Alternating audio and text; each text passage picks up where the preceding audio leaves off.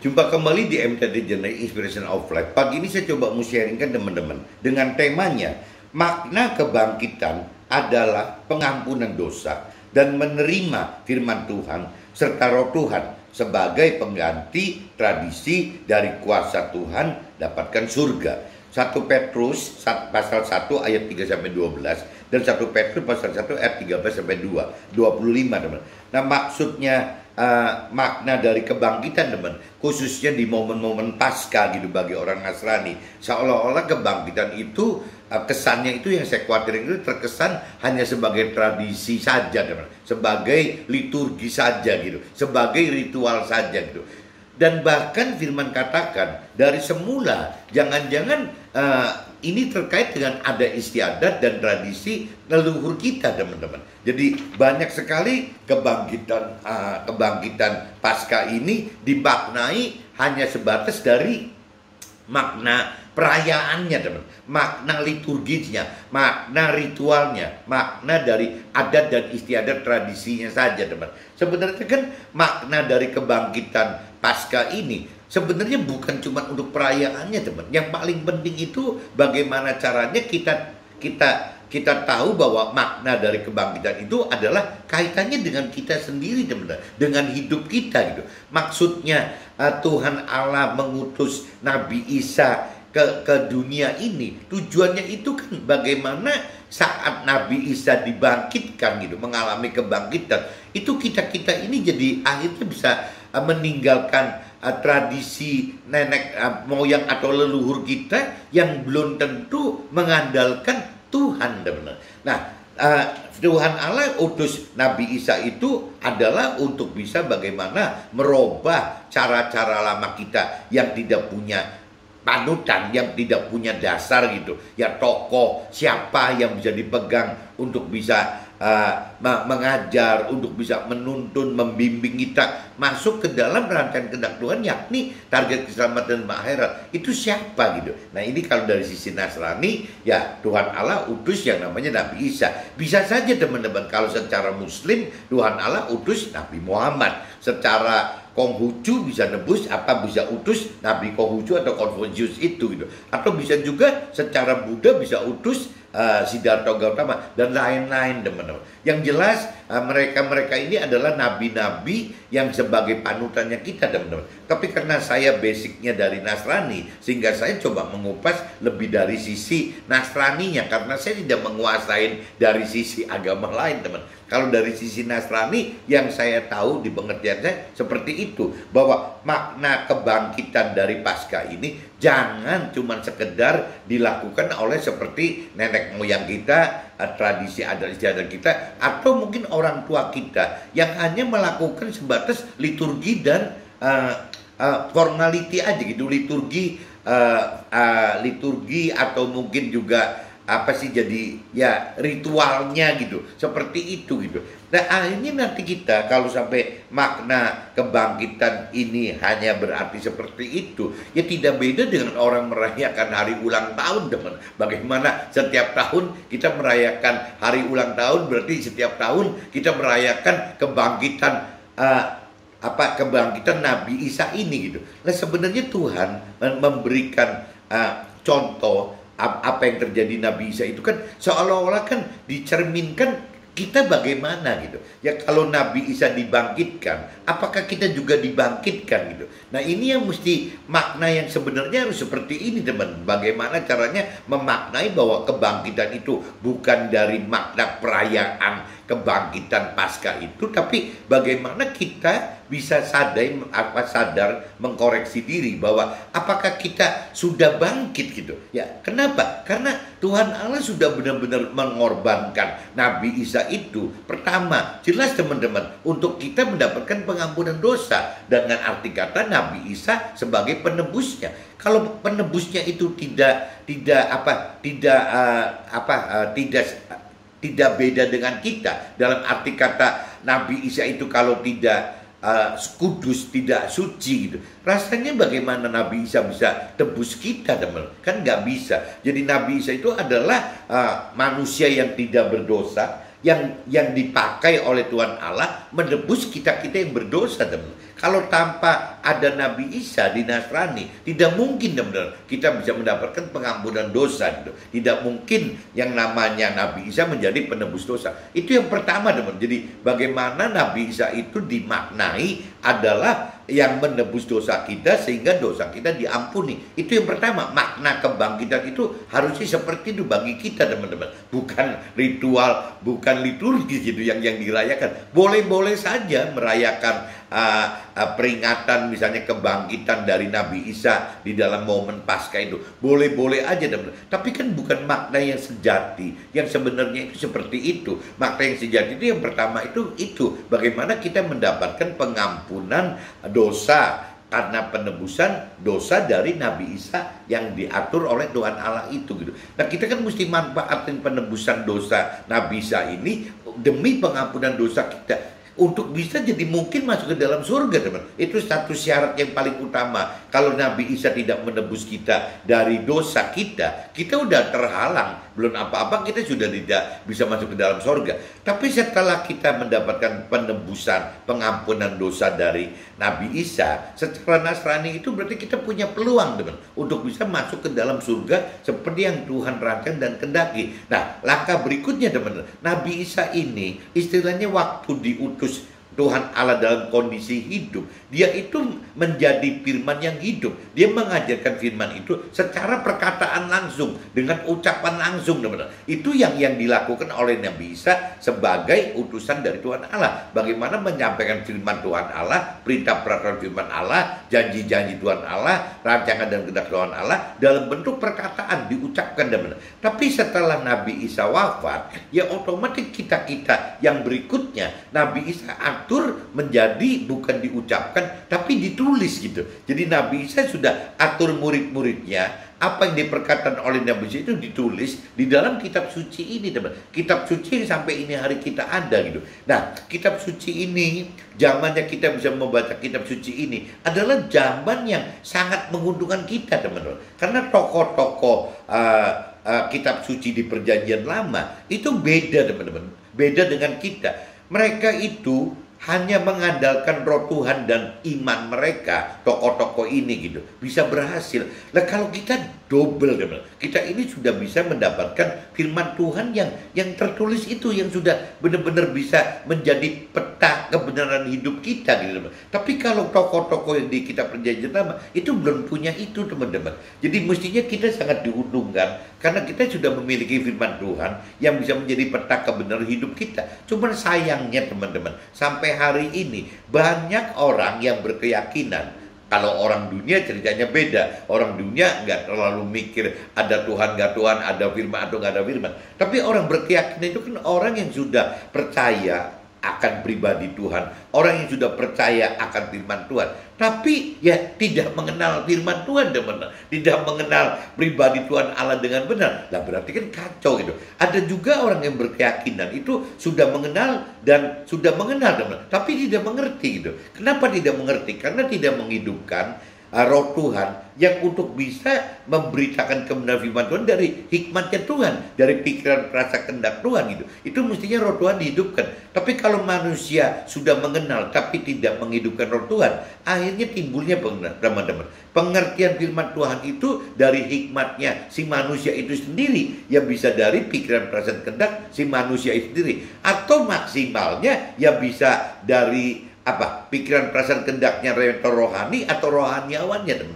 Tapi kisarannya tetap adanya di pikiran perasaan kehendak manusia. Sedangkan roh Tuhan gitu, kalau kita hidupkan, roh Tuhan itu yang membuat hikmat pikiran perasaan kehendak Tuhan terjadi dalam pengertian akan firman itu. Nah, itu yang harus diperjuangkan, teman. Jadi mendapatkan pendalaman firman Tuhan harus dengan menghidupkan roh Tuhan untuk mampu mengerti firman Tuhan dari hikmatnya Tuhan, pikiran perasaan kehendak Tuhan. Yaitu juga harus menghidupkan roh Tuhan. Bahkan, teman-teman, firman katakan untuk berani melakukan firman Tuhan tanpa ada kuasa roh Tuhan di dalam kita, di dalam roh kita, nggak akan berani juga, teman. Jadi kuncinya kembali ke apabila banyak orang yang berkeyakinan itu tidak mengenal Tuhan sama sekali. Ada yang namanya orang berkeyakinan itu mengenal dan mengerti, teman-teman, tapi tidak melakukan. gitu. Jadi yang benar itu adalah bagaimana yang mampu mengenal dengan benar, bagaimana yang mengerti dengan benar, dan bagaimana berani melakukan dengan benar, teman. Nah, ini 3 unsur ini yang harus terkait sehingga kita mampu ya melakukan firman Tuhan. Nah, betapa pentingnya teman-teman, selain Nabi Isa sebagai penebus dosa kita sehingga kita mendapatkan pengampunan dosa, kita juga mendapatkan yang keduanya adalah tuntunan gitu, peta kebenaran hidup melalui firman Tuhan yang Tuhan memang sudah tuliskan gitu. Kalau dulu waktu Nabi Isa masih belum wafat, masih hidup, ya firman Tuhan itu berupa ucapan, perkataan. Tapi zaman sekarang ya sudah ditulis di dalam firman Tuhan itu. Cuman pengen zaman diperkatakan atau ditulis, dua-duanya itu menguntungkan karena dibanding dengan kitab Perjanjian Lama yang tokohnya itu tidak punya peta kebenaran hidup berupa firman Tuhan tadi, teman. Hanya bisa menghidupkan roh Tuhan saja. Itu saja. Cuman mungkin level imannya jauh lebih di atas kita sekarang, teman-teman. Nah, itu yang kedua, teman. Yang ketiganya, teman-teman, Nabi Isa tahu gitu. Ya, apabila orang sudah ditebus dosanya, sudah mendapat pengampunan dosa, sudah dibekali dengan firman Tuhan. Tapi melakukannya itu kalau tanpa ada roh Tuhan nggak bisa hidup, teman. Jadi akhirnya Nabi Isa minta kepada Tuhan Allah, bagaimana memohon kepada Tuhan Allah agar roh Tuhan Allah yang sudah ada di dalam manusia, di setiap manusia, bukan cuma Nasrani aja, itu dihidupkan, teman. Nah, dengan dihidupkan itu akhirnya tadi, ya akhirnya kita, orang berkeyakinan ini akan bisa menjadi berubah, lahir baru dengan ya bisa benar-benar mengenal firman Tuhan, benar-benar mengerti firman Tuhan dari pikiran, perasaan, kehendak Tuhan, dari jiwa Tuhan, dan bisa berani untuk mampu melakukan firman Tuhan. Itu kuncinya itu ada di tiga hal ini, teman-teman. Bagaimana kita mampu untuk bisa seperti itu gitu. Nah, ini yang kita mesti pelajari, teman-teman. Pelajari bahwa yang namanya ikut Tuhan itu ya seperti itu, teman-teman. Bagaimana kita mendapat pengampunan dosa, bagaimana kita mendapatkan firman supaya bisa diajar melalui firman menjadi peta kebenaran hidup kita, dan yang ketiganya itu bagaimana firman roh Tuhan itu hidup di dalam kita, teman-teman, di dalam keseharian hidup kita, sehingga ya kita bisa lebih mengenal firman Tuhan dengan benar, mengerti firman Tuhan dengan benar, dan juga melakukan firman Tuhan dengan benar. Itu yang terjadi di kitab 1 Petrus ayat 1 pasal 1 ayat 10 sampai 12, teman-teman.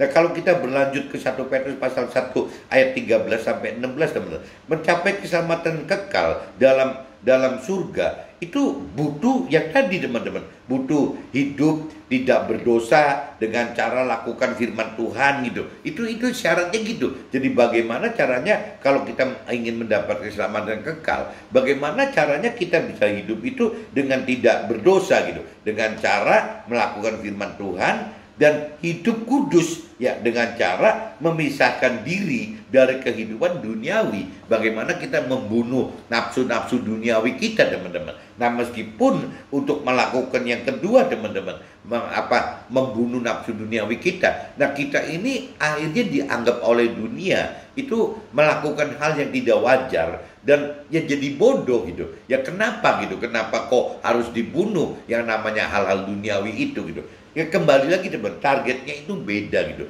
Apabila cerita duniawi, orang-orang dunia atau orang yang berkeyakinan, itu kan sasaran hidupnya itu bagaimana mendapatkan sukses duniawi, bagaimana mendapatkan kebahagiaan duniawi, dan bagaimana mendapatkan bisa pemenuhan nafsu-nafsu dunia.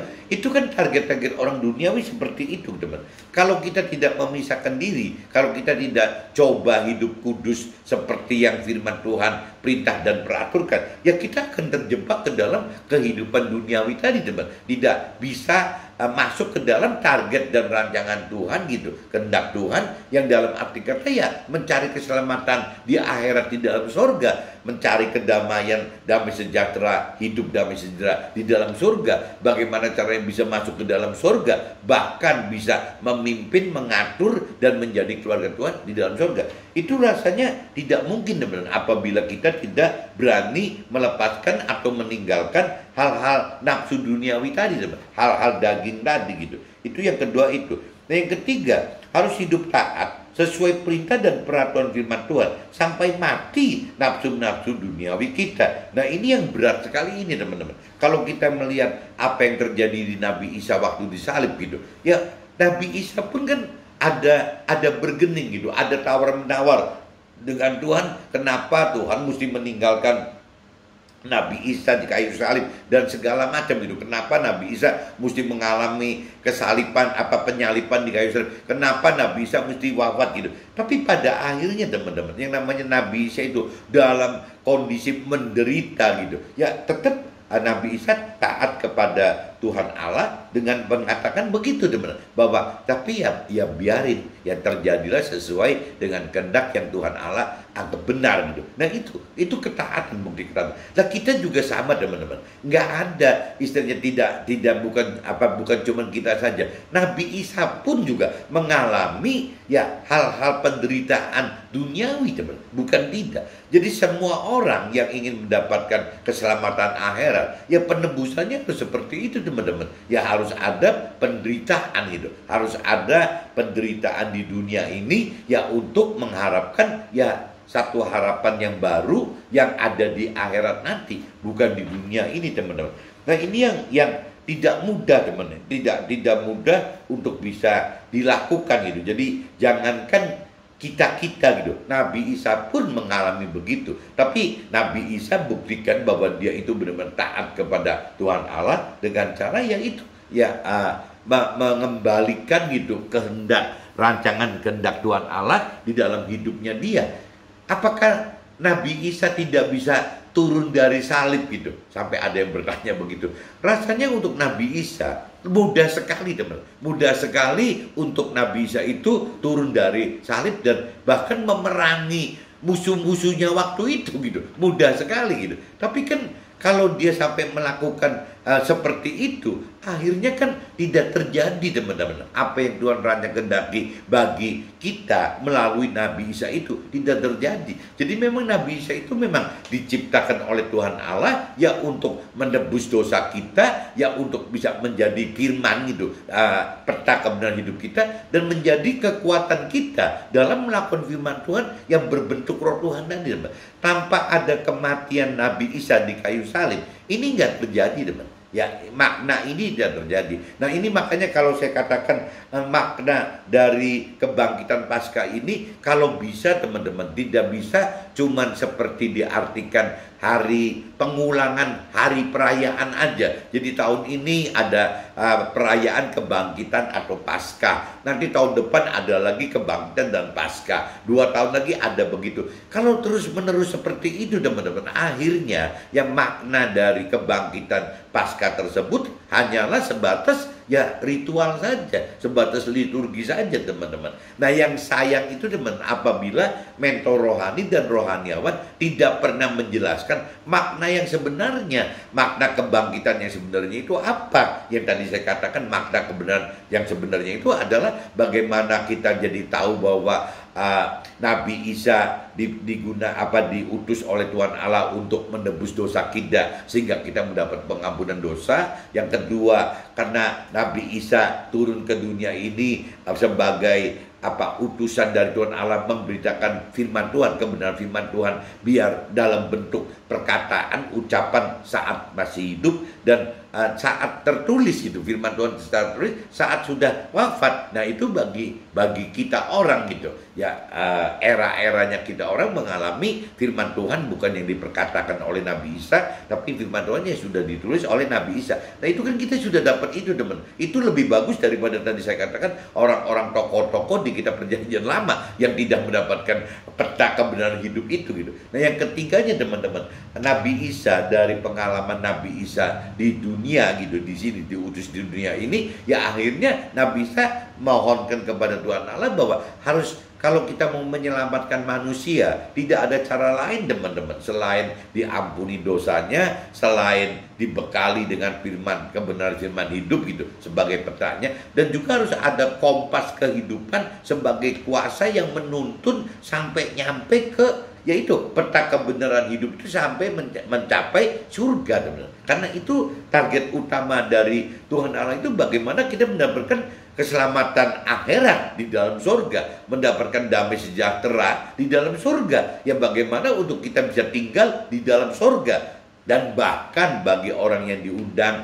dipilih oleh Tuhan Allah, tidak sebatas masuk ke dalam surga sebagai warga surga biasa, tapi Tuhan ingin sekali kita itu menjadi sempurna seperti Tuhan Allah gitu. Tuhan Allah sempurna, meskipun takaran sempurnanya Tuhan Allah dengan kita manusia kan beda, teman. Tapi ya pengen kita mesti berjuang maksimal untuk sesempurna mungkin, dengan maksud supaya di surga itu tidak hanya menjadi warga surga biasa, tetapi menjadi pimpinan atau jadi tim gitu, tim kerja, atau jadi keluarga kerajaan sorga. Itu yang Tuhan Allah inginkan itu, teman-teman. Atau minimal serupa dengan si Nabi Isa. Jadi apa yang Nabi Isa lakukan waktu di dunia ini, ya kita juga harus belajar melakukan panutan gitu. Nabi Isa adalah panutan kita untuk melakukan apa yang dilakukan oleh Nabi Isa sebagai panutan kita, sebagai sulungnya kita gitu. Ya atau kalau mau lebih gampang lagi, yaitu bagaimana kita menjadi pelaku firman Tuhan yang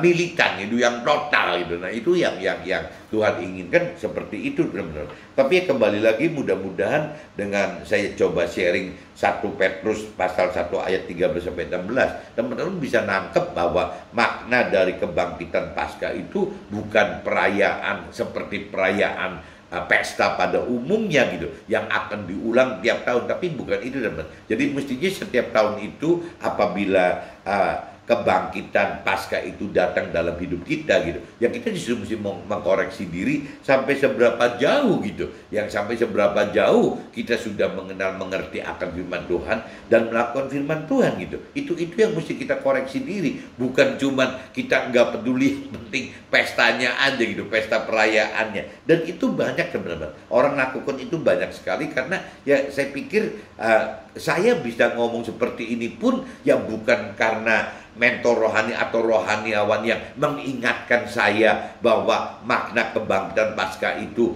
bukan seperti yang seperti terjadi pada orang-orang keyakinan itu, teman-teman. Bukan itu. Ya memang sih, teman-teman, kalau kita bandingkan antara apa yang terjadi di era-era sekarang setelah orang tua kita atau orang-orang mentor rohani kita atau rohaniawan kita lebih di era-era sudah memiliki firman Tuhan gitu, ya itu seharusnya kan lebih baik, teman-teman, dibanding orang-orang yang bukan berkeyakinan tapi masih benar-benar pegang, teman-teman, ya adat istiadat dan tradisi. Jadi kalau cerita ekstrimnya buat saya, teman-teman, yang namanya orang yang bukan berkeyakinan. Kalau orang berkeyakinan itu kan orang yang sudah beragama, teman, orang yang sudah terima Tuhan Allah dan percaya dengan firman Tuhan Allah, meskipun tidak mengenal, tidak mengerti, dan tidak melakukannya. Itu kan orang berkeyakinan, teman. Tapi kalau bicara kategori nenek moyang kita, leluhur kita, jangan-jangan bukan kategorinya orang berkeyakinan, teman, tapi orang dunia.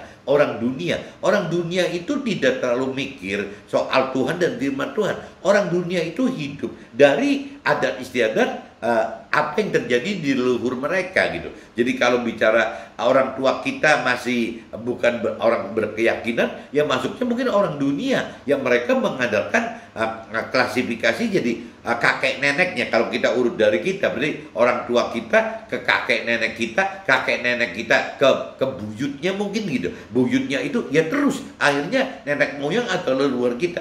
Urutannya seperti itu, teman-teman. Tidak bawa-bawa yang namanya penebusan dosa, pengampunan dosa, tidak bawa-bawa firman Tuhan gitu, tidak bawa-bawa roh Tuhan, tidak ada yang dibawa, teman-teman. Jadi ya ini lebih bisa lebih nggak jelas lagi gitu. Tapi kalau kita urut orang dunia dengan orang keyakinan, kalau orang keyakinan ini tidak buru-buru berbalik dan bertobat gitu dari perbuatan orang keyakinan yang selama ini terjadi, malah saya duga orang berkeyakinan itu bisa ada potensi lebih sesat, teman-teman, dibanding orang dunia. Kenapa saya bisa katakan lebih sesat?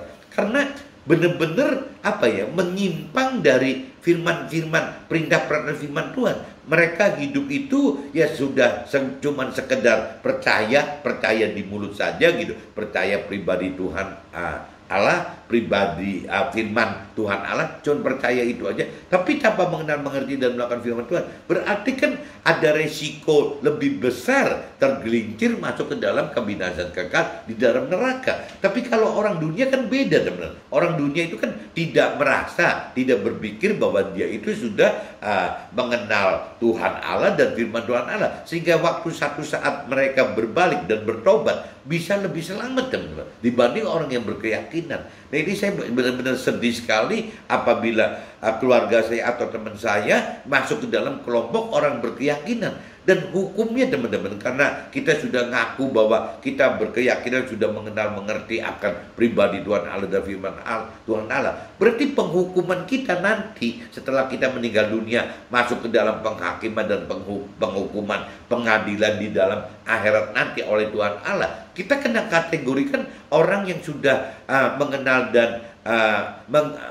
dan mengerti dan melakukan firman Tuhan. Karena ya orang berkeyakinan tadi kan menyatakan seperti itu, teman-teman. Nah, itu hukumnya kan jelas lebih berat, teman-teman, dibanding orang berkeyakinan. Itu hukumnya akan lebih berat daripada hukum yang diterapkan kepada orang-orang dunia tadi.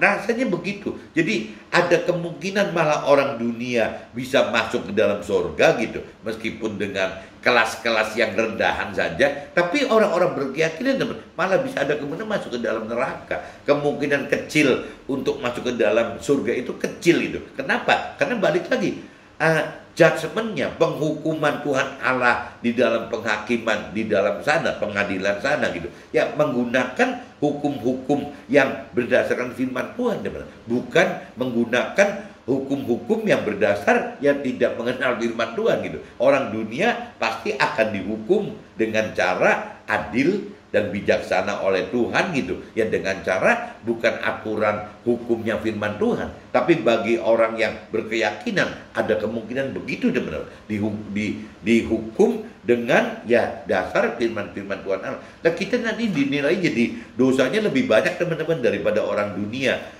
Yang ini mesti sadar. Makanya saya bilang kalau makna kebangkitan ini tidak kita revisi gitu, tidak kita perbaiki ulang, yang dikhawatirkan itu orang berkeyakinan itu malah tergelincir, teman, tergelincir masuk ke dalam neraka karena tidak melakukan firman Tuhan gitu.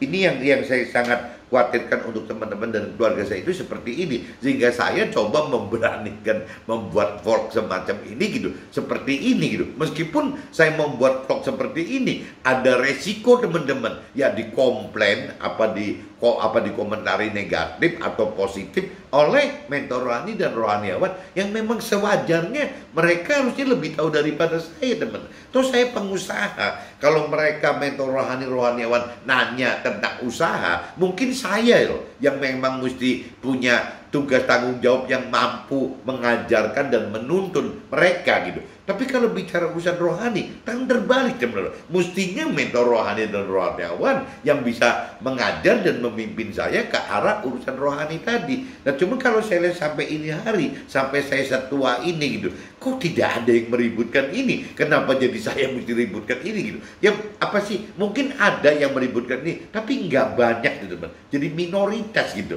Nah, ini yang saya kadang-kadang memberanikan diri membuat vlog ini, yaitu, teman-teman, bukan untuk sombong-sombongan, bukan untuk mencari upah gitu. Saya tidak bikin begitu karena saya pengusaha. Saya lebih berpegang kepada prinsip-prinsipnya Paulus, ya, Rasul Paulus, yang memang dia itu sebagai pengusaha yang dipakai Tuhan menjadi alat Tuhan. Saya lebih condong begitu, teman-teman. Jadi kebutuhan duit saya untuk menjadi alat Tuhan, ya Tuhan yang adain dong. Jangan saya disumbang oleh orang lain gitu. Ya Tuhan yang adakan untuk kebutuhan saya, memberitakan kebenaran firman Tuhan waktu menjadi alat Tuhan.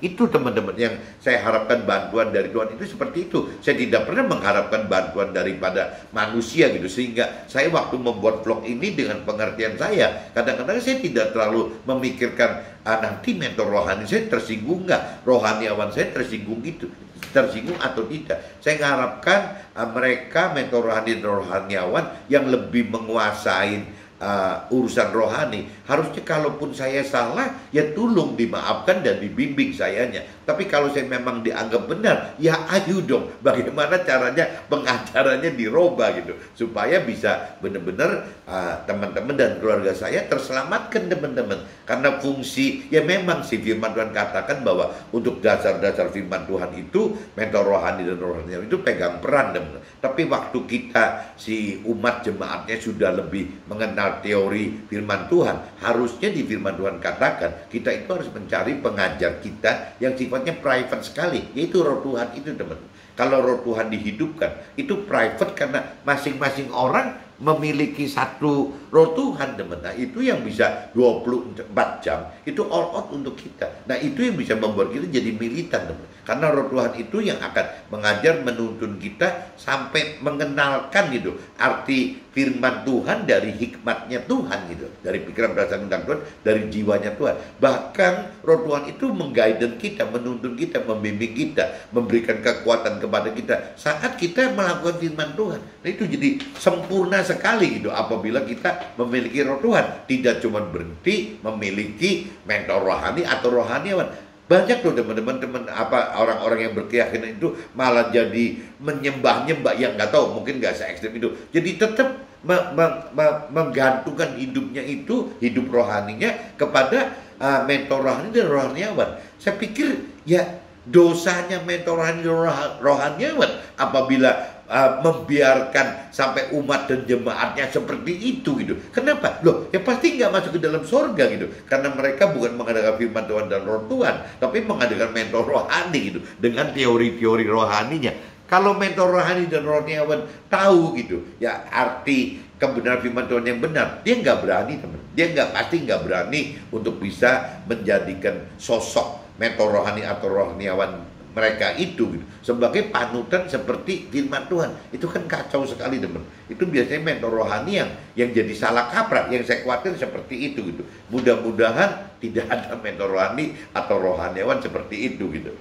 1 Petrus pasal 1 ayat 17-21. Kematian dan kebangkitan Nabi Isa adalah karya penebusan hidup yang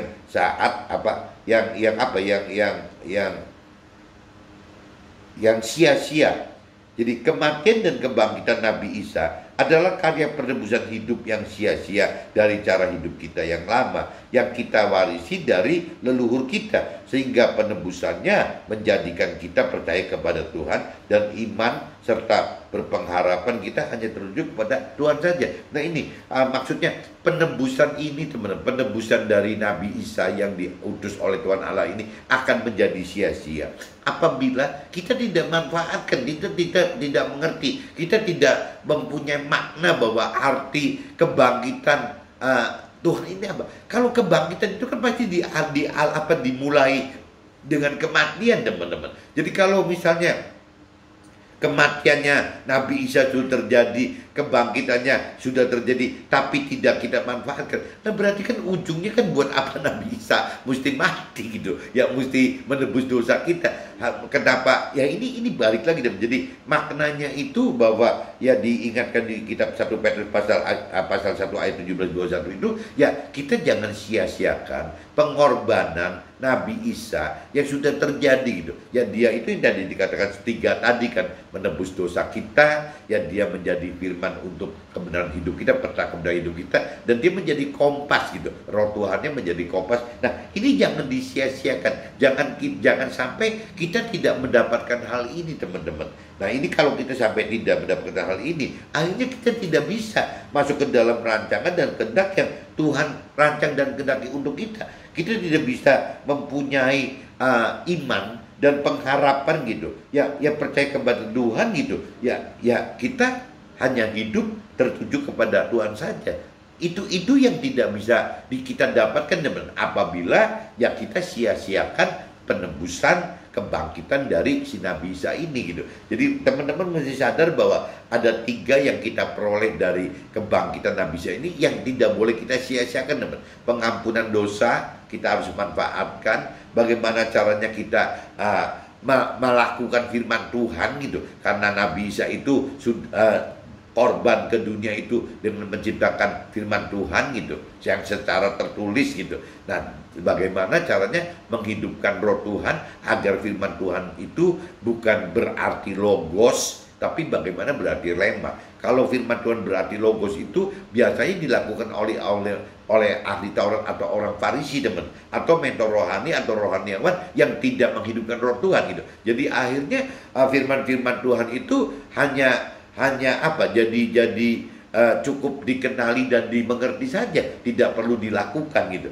Nah, ini yang bikin kacau kan ini, teman-teman. Kalau sampai firman Tuhan tidak dilakukan, ya tergelincir masuk ke dalam kebinasaan kekal. Itu kan firman Tuhan katakan begitu gitu. Jadi ya kita jangan sampai menjadi seperti ahli Taurat kaum Farisi, dan kita juga harapkan mentor rohani dan rohaniawan kita ya tetap menghidupkan firman Tuhan dengan cara bukan hanya mengenal mengerti saja, bukan hanya mengajarkan pengenalan dan pengertian firman Tuhan, tapi juga melakukan. Nah, mentor rohaniawan akan bisa terus mengajarkan firman Tuhan secara teori, secara baku, secara hukum, apabila mentor rohani dan rohaniawan juga tidak menghidupkan roh Tuhan, teman. Akhirnya kita sebagai jemaatnya, sebagai umatnya bisa tersesat loh, teman-teman. Nah, ini yang mesti kita sadari, ya kalau kita sudah dewasa rohani, mentor rohani dan rohaniawan kita ini seperti apa gitu. Kalau memang tidak bisa menuntun kita sampai masuk ke dalam apa yang Tuhan harapkan dalam hidup kita, ya jadi repot, teman-teman. Ini kan urusannya rohani gitu.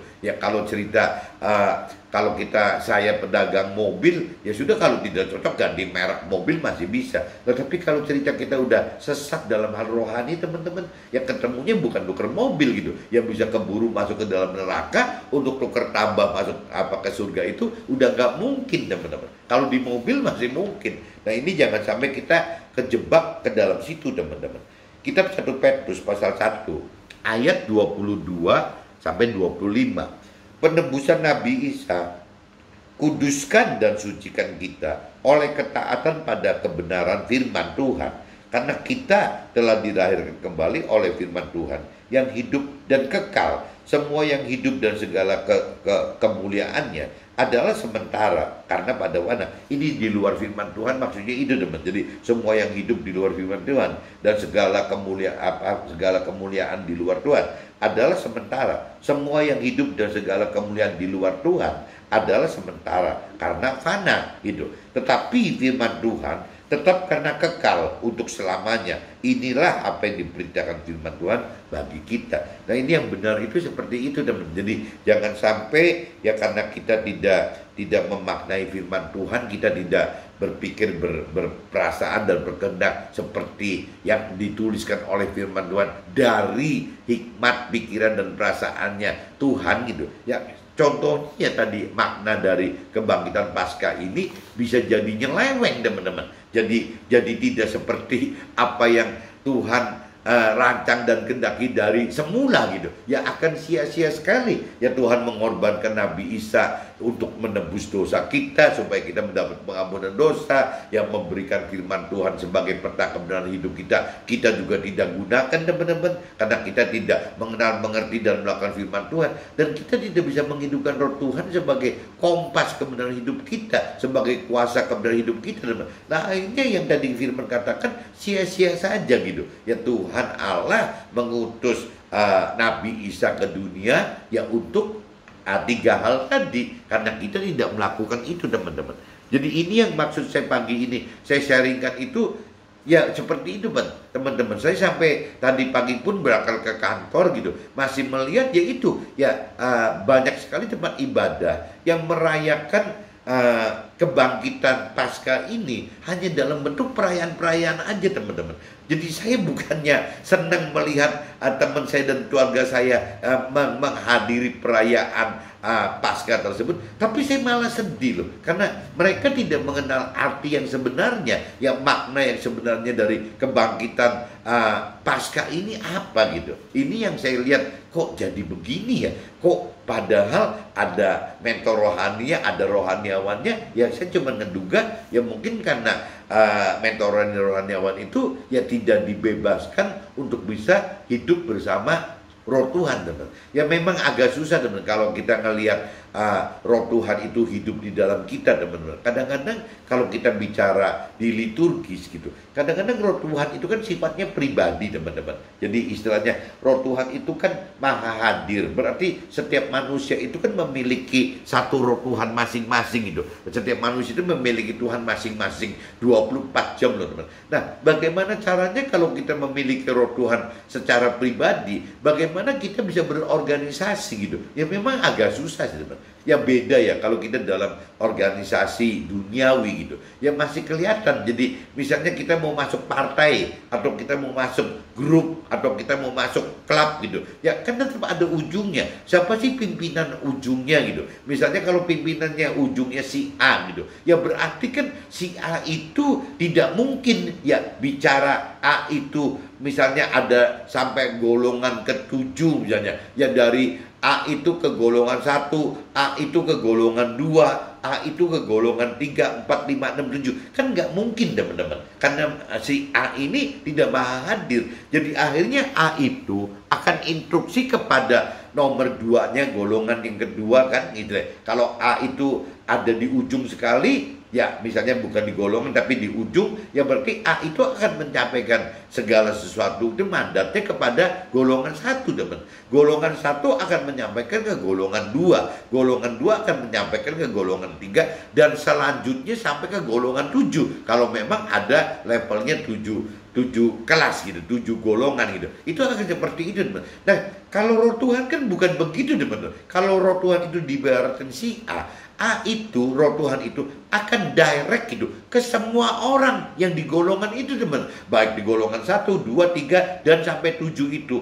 Masing-masing roh Tuhan itu akan kontak langsung dengan si golongan-golongan ini gitu, ke orang-orang yang ada di golongan itu. Nah, berarti kan kemungkinan bagaimana untuk bersepakat ya menjadi satu tujuan itu nggak mudah, teman-teman. Ya tidak akan mudah gitu. Jadi lain cerita kalau memang ya roh Tuhan itu yang tidak cuma sebatas roh Tuhan, tapi roh Tuhan itu yang membimbing kita gitu, yang memang direct hadir karena Tuhan yang hadir itu dengan firman Tuhan. Apabila kita dasarnya pengenalan pengertian firman Tuhannya benar gitu, ya seperti yang hikmat yang dari Tuhan inginkan, Tuhan pikir, perasakan dan kehendaki itu, ya harusnya kita bisa akur, benar, bisa menjadi satu. Tapi kembali lagi kan pengertian level pengenalan pengertian firman Tuhan ini kan ada kelasnya lagi, teman-teman. Ada cerita balita rohani, yang ada yang namanya anak-anak rohani, ada cerita yang remaja rohani, ada yang dewasa rohani. Ini yang agak susah, teman-teman.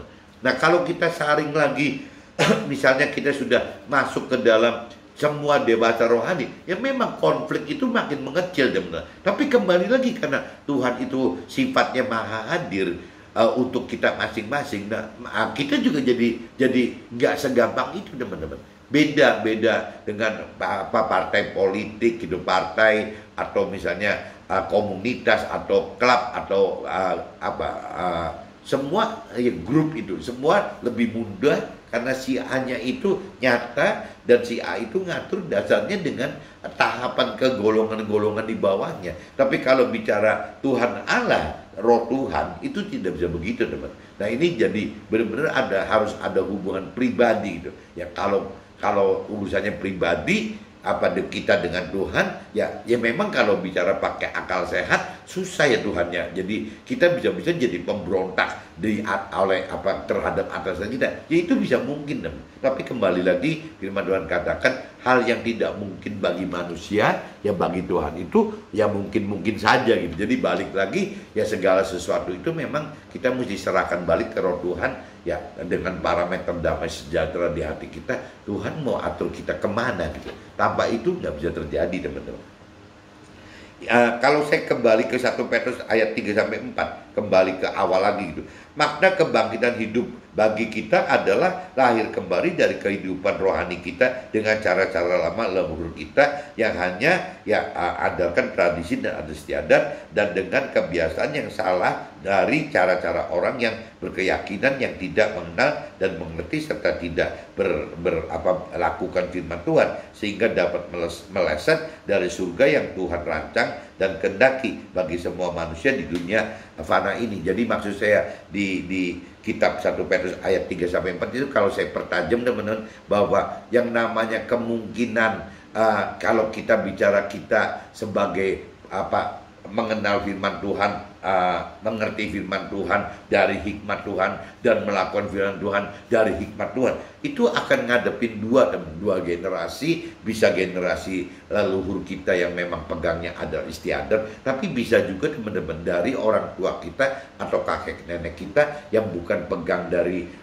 adat istiadat, tapi pegang dari keyakinan tadi teman-teman. Jadi beda teman, yang satu ada tradisi adat istiadat leluhur kita, mungkin gampangnya mungkin kakek nenek kita sebelumnya gitu, mungkin kategorinya ya leluhur kita seperti itu. Tapi kita juga bisa terhalang oleh orang tua dan kakek nenek kita yang sekarang. Kenapa? Karena merekanya orang berkeyakinan teman. Nah, orang berkeyakinan itu tidak mendidik turunannya gitu, kayak tidak mendidik anak-anak atau cucunya itu bagaimana untuk bisa ya mengenal firman Tuhan dengan benar, bagaimana mengerti firman Tuhan dengan benar, bagaimana berani melakukan firman Tuhan dengan benar, dengan cara yaitu menghidupkan firman Tuhan sebagai pada kebenaran hidup, dan juga menghidupkan roh Tuhan sebagai kompas kebenaran kebenaran hidup gitu. Nah, ini yang kadang-kadang si orang tua dan kakek nenek kita tidak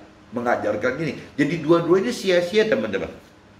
Nenek moyang dan leluhur kita mengajarkan kita adat istiadat dan tradisi, berarti bisa menyimpang daripada firman Tuhan. Dan begitu pun orang keyakinan teman, orang berkeyakinan berarti orang tua kita dan kakek nenek kita yang terkategori orang berkeyakinan juga sama gitu ya, sudah beragama, formalitas menerima Tuhan, tapi tidak dengan cara mengenal pribadi Tuhan dengan benar, tidak mengenal firman Tuhan dan benar. Akhirnya kita juga bisa disesatkan lagi oleh mereka, secara tidak sadar akan tersesat. Makanya balik lagi, kita itu kalau urusan rohani, urusan Tuhan itu pribadi sekali teman. Makanya lebih baik ya kita minta langsung kepada Tuhan gitu. Apa yang terbaik yang harus kita lakukan. Tidak bisa kita cuma menoleh nenek moyang atau leluhur kita lakukan apa, kita ulang lagi aja. Atau kita tidak mungkin cuma orang tua dan kakek kita yang cuma menjadi orang berkeyakinan, kita juga tiru lagi teman. Ya akhirnya semua jadi sesat semua gitu. Kalau kita bisa keburu sadar bahwa itu salah, mungkin kita malah bisa menyelamatkan orang tua kita. Kalau masih mungkin nenek kita, kakek nenek kita, meskipun ya nggak tahu generasinya masih keuber nggak, ya itu tergantung daripada kesadaran kita juga sih teman-teman. Jadi kalau saya ulas di 1 Petrus pasal 1 ayat 34 dipertajam begitu ya, dua generasi di depan kita itu bisa salah. Satu leluhur kita, nenek moyang kita, karena membawa kita ke tradisi dan adat istiadat. Tapi sebaliknya orang tua kita dan kakek nenek kita juga bisa salah kalau mereka orang yang berkeyakinan. Berarti kita yang harus benar berjuang sendiri kepada Tuhan Allah gitu. Nah, kalau kita kembali lagi di flash ulang 1 Petrus pasal 1 ayat 5-9, melakukan firman bukanlah hal mudah karena akan timbul banyak permasalahan oleh perbedaan target, rancangan dan kehendak antara duniawi dibanding surgawi, di mana terkait tentang kewajaran dan kebenaran dunia vs surga. Permasalahan timbul ya karena penderitaan, di mana proses ini untuk membuktikan kemudian iman kita ya. Jadi intinya gitu teman, bahwa melakukan firman Tuhan itu tidak mudah ya, akan bertentangan dengan apa yang rohani inginkan ya, sehingga ya kita melakukan firman itu dianggap ya kebodohan itu, ketidakwajaran. Nah, ujung-ujungnya kita akan mengalami penderitaan teman. Nah, ini 1 Petrus pasal 1 ayat 10-12, Tuhan utus Nabi Isa sebagai yang tadi saya perlu peringatkan, penyelamat kita dengan yaitu menebus dosa kita sehingga kita mendapat pengampunan dosa, mengajarkan jalan kebenaran hidup yang berupa firman yang diucapkan atau dituliskan bagi kita. Kalau zaman dulu diucapkan, zaman kita dituliskan gitu. Nah, serta memohon ya roh Tuhan gitu, memohon kepada Tuhan Allah untuk memberikan roh Tuhan bagi kita agar kita dapat tuntunan dan kekuatan saat lakukan firman menuju keselamatan kekal di surga. Pagi ini teman-teman, kayaknya saya nggak keburu membacakan di kitab sucinya. Mudah-mudahan teman-teman langsung membaca sendiri aja. Coba teman-teman nanti cari dari kitab 1 Petrus pasal 1 ayat 3 sampai 25 teman-teman. Tetapi inti-inti isi dari kitab 1 Petrus pasal 1 kitab 1 Petrus pasal 1 ayat 3 sampai 25 ya intinya isinya ya seperti yang saya jabarkan ini teman-teman. Jadi lebih baik coba teman-teman baca aja sendiri supaya waktu saya bisa lebih hemat menjelaskan makna kebangkitan adalah kebangkitan pasca dalam hal ini gitu adalah apa kita mendapatkan pengampunan dosa dan kita menerima firman Tuhan serta roh Tuhan sebagai pengganti tradisi gitu atau orang berkeyakinan kepada kuasa Tuhan untuk dapatkan surga. Oke teman-teman, see you, bye bye.